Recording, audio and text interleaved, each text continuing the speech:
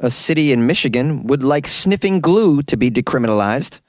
A Nerf gun assault in Boston escalates to serious violence.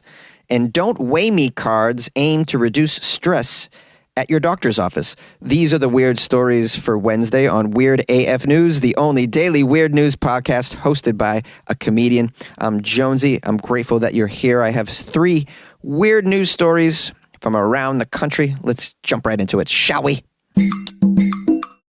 Residents urge Ann Arbor officials to decriminalize glue sniffing. Glue sniffing. It's kind of an old school way to get high, from my understanding. Airplane glue. I heard that they used to pass this stuff around at parties in the 80s. Airplane glue. I've never tried to sniff airplane glue before.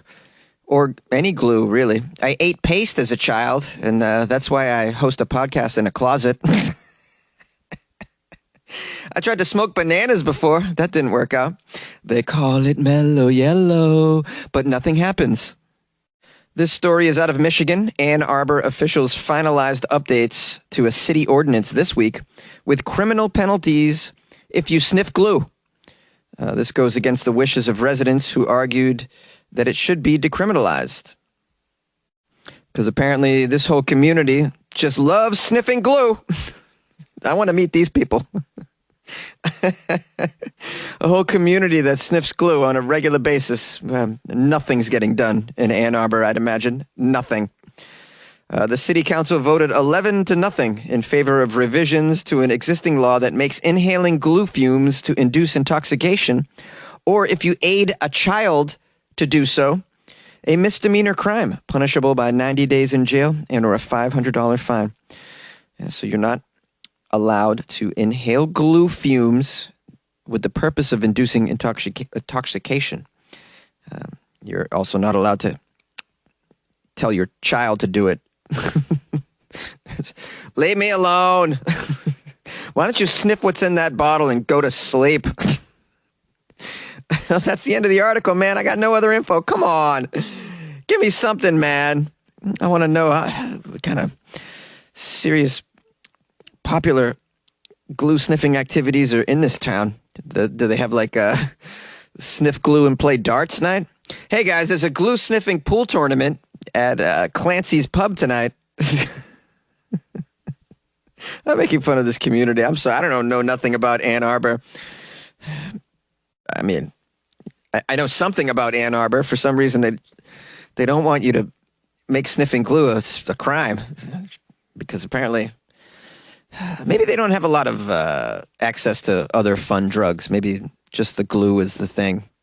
Maybe there's a glue factory in the town, and when you walk by the factory, you get high just by sniffing the fumes, and they don't want to be... This is a nice time for them. It's a good free high.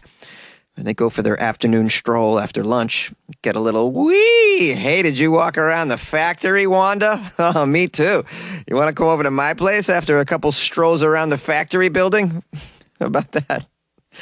I'm just trying to piece my head around what could this possibly be. Why would they not want it decriminalized? And it must be an issue, because this to go in front of the local city council, something had to have happened.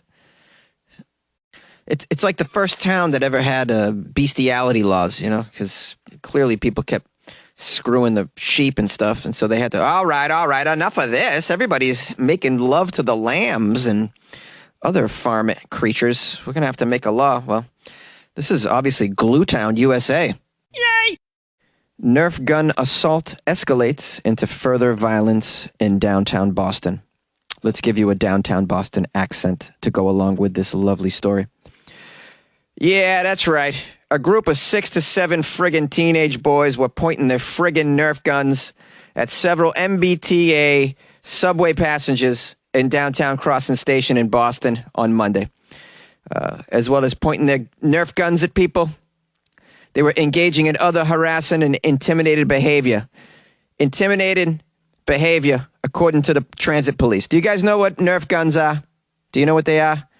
They're the little guns. They shoot those, they're like soft, foamy bullets. Nerf guns. Do they have them in your country? Kids love to play with Nerf guns. But as you can see, it can escalate. especially when you're doing it on a subway, shooting passengers. I mean, this is just out of control. Let's find out some more behavior. When did this happen? Were these teenagers sniffing glue before they did this?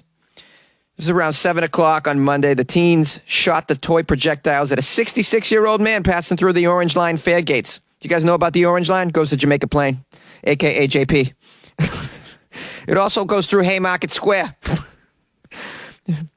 don't know what you're doing shooting a 60-year-old man. You're going to give him a heart attack, which is a great word to say with a Boston accent. You're going to give this guy a heart attack. A heart attack. Well, the 66-year-old poor man exchanged words with these kids, these little juveniles, and then further violence ensued.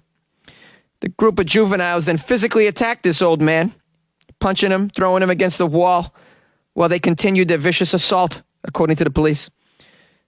The report claims that the victim sustained injuries about his head area. He required EMS to transport him to a local area hospital for emergency treatment of his head and other friggin' body parts. Body parts. He was shot with a Nerf gun and various body parts. Doesn't say whether or not they drew blood. The boys reportedly fled on a southbound Red Line train. Oh, yeah. Where were they headed? Yeah, they're probably heading all the way down to Braintree. I just solved the case, guys. Just look in Braintree for these juveniles. So they fled on the southbound Red Line train. Officers ultimately caught up with them. Oh, they got these kids. They were outside the JFK UMass station. Oh, that was my second guess. The three of them were arrested for assault and battery with a dangerous weapon on a victim over 60. Dangerous weapon, huh? That Nerf gun. Well, you know, depending on your age, it is a dangerous weapon for you. If you're the type of individual who, you know, doesn't weigh enough, you might be knocked over by a foam projectile, then this is a dangerous weapon for you. We got one more quote here from the press release, apparently. TPD, I don't know what that is, believes this group may have been involved in other unprovoked assaults on the MTA subway system earlier. Those matters are still being investigated. You could stay up to date with the latest news. Just hear me out here. I'll be covering all that friggin' news out of Boston. You better believe it. Any weird stories out of Boston, I'm on it. Going full force with my accent. It's pretty annoying, I admit. But, you know, whenever I get a story out of this area, this part of the world, I just can't resist it. You like podcasts? You're listening to my podcast. Maybe you thought to yourself, I'd like to make a podcast. Too difficult. No, not with Anchor. Anchor has free creation tools that allow you to record and edit your podcast from your phone or your computer. Anchor distributes your podcast to Apple, Spotify, Stitcher, and more. They have advertising integration, so you can even make a little money off your podcast. Everything you need to make a podcast in one place. Download the free Anchor app or go to anchor.fm to get started. And good luck with your podcast. Good luck with your creation. Good luck with your life, man. Don't Weigh Me cards aim to reduce stress at the doctor's office. A body positivity website has created free Don't Weigh Me cards for patients who find that stepping on the scale at the doctor's office can be very stressful. These Don't Weigh Me cards were created by California-based morelove.org. More Love. They're available for free to individuals, excluding the cost of postage, and you can also order them for businesses. $35 for 100 cards that say, "Don't weigh me." The card reads exactly this. "Please don't weigh me unless it's really medically necessary." Adding, "If you really need my weight, please tell me why so that I can give you my informed consent." Isn't the reason why you're at the doctor's office? That's what they're trying to do, a full analysis on your medical condition. And I mean, I always thought that weight had something to do with it. Of course, it's not the end-all, be-all. I mean, you can weigh a lot and still be in good shape. But there is a thing called a weight problem. I mean, it doesn't come from nowhere. And it's not always being overweight. You could be underweight as well. I was underweight in 2020 out of depression. Bad depression. I couldn't believe how much I weighed. I mean, I had to go to the doctors for something, and I got hit in the face with the realization, like, wow, I'm a mess. I was grateful that they weighed me that day. But apparently people are afraid to be weighed at the doctor's office. I don't know. I mean, the doctor usually keeps it private, right? The doctor doesn't weigh you and then open the door and be like, "Hey, everybody, you want to hear what Susie weighs?" I mean, it's pretty private. Is it really that shameful between you and your... I mean, especially if it's your primary physician. Your primary care physician? You're not going to let them know you're not going to get on a scale for them? For your annual even? I mean, obviously some places don't need to weigh you if you're going to get a tooth pulled or something. I mean, or I don't know, you're going to get your Botox. You don't need to really weigh yourself, do you? I mean, I don't know.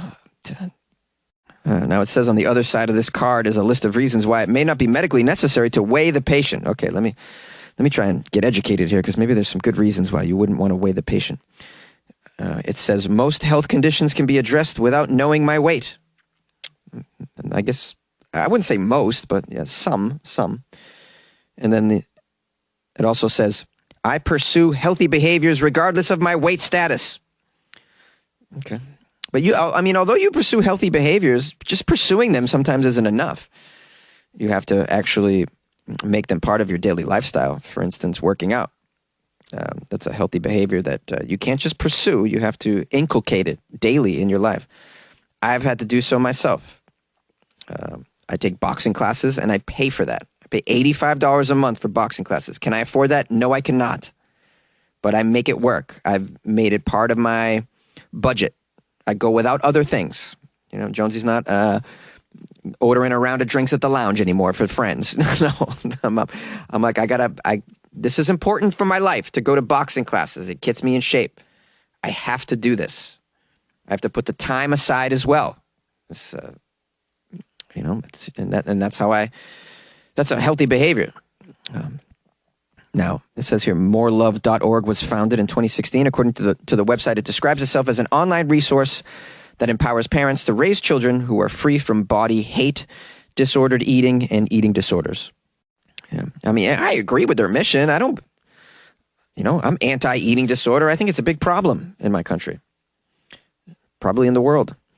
And I think, of course, being free from body hate, that's helpful as well. I don't think in this instance, though, we're talking about body hate. I mean, going to the doctor and having yourself weighed, it's not body hate at all because they want to weigh you. They just want to get all the, we're talking about science. And when you talk about science, you talk about data. So you try and gather as much data as possible. A person's weight is part of that data. The blood pressure, part of the data. The website also says, because we live in a fat-phobic society, being weighed and talking about weight causes feelings of stress and shame. Many people feel anxiety about seeing the doctor, will avoid going to the doctor in order to avoid the scale. If talking about your weight causes feelings of stress for you, it's probably because you have a weight problem. I mean, I'm sorry to say it, but yeah, you're either underweight or overweight, and you know this. And what's wrong with feeling stressful about that?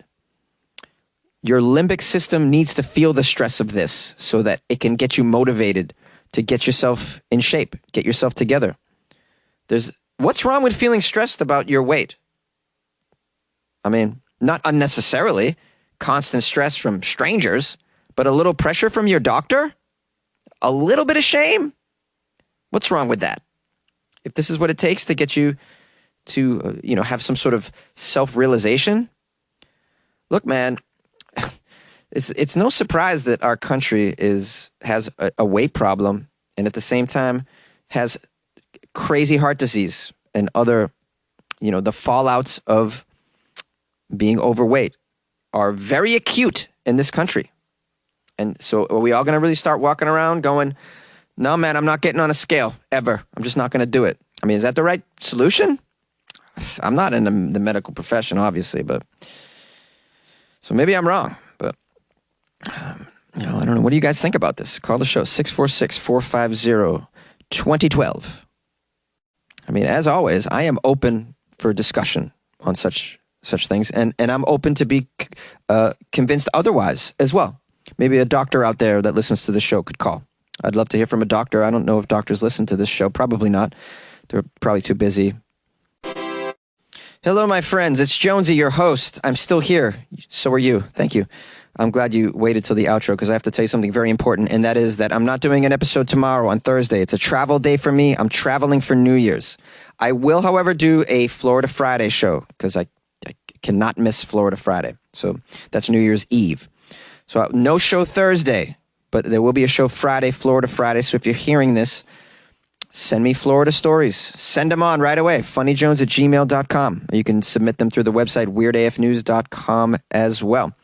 But just heads up. Tell your friends there won't be a show tomorrow. Tell your granny won't be a show tomorrow. What else did I want to say? I guess that's about it. If you want to call the show up, I think I left the number a couple times, but just in case, 646-450-2012. I'll try and publish a few phone calls after this outro for your listening pleasure. It's the end of the year. If you'd like to join the Patreon to begin the year because you want to make a resolution to support your favorite podcast, you can do so by going to patreon.com/weirdafnews. And while you're in there as a member, you get to hang out with some pretty cool Weird AF Patreon club members. It's like a club, basically. So all the OGs are in there. Pretty cool. And you get to enjoy the extra Weird AF content that I highly recommend. It's weird stuff that I put in there. Extra stuff. Extra.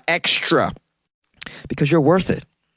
Especially if you're going to buy Jonesy a cup of coffee a month. I feel like you're worth that little extra effort that I put in to put extra content in there for you guys. I don't know what's going on for your New Year's, but now's about the time to start thinking about it so you can just come up with a plan. There's some factors involved. Factor 1, who's going to be your designated driver? Because you're not doing it, okay? And you know you want to get towed up, right? Just like me. Good. So you got to think about that. And number 2, what about the COVID? You got to think about that as well. And kind of choose what sort of experience you want to have for New Year's. You're going to go all out with a big event, a lot of people, big crowd. You're going to keep it low. Maybe some sort of apartment situation or a backyard or a basement or maybe the space station. I don't know what kind of money you're walking around with, but or maybe you just want to spend it alone with 5 dried grams of mushrooms. I don't know what you're into. That could be a thing that you do. Probably pretty safe, I'd say, to spend it alone these days, but that's hard because you want to be around loved ones and you want to have a little bit of fun, don't you? I do. I'll be spending my New Year's in Oakland, California. Just going to give you a heads up about that. So if you're up there, hit me up. All right, I'm going to let you go now. Remember, no episode tomorrow, Thursday, but we'll see you Friday for the Florida episode, of course. Hit me up.